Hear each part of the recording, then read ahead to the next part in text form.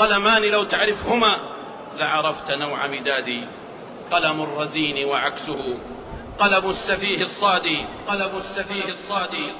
فاختر لنفسك واحدا ينجيك يوم معادي.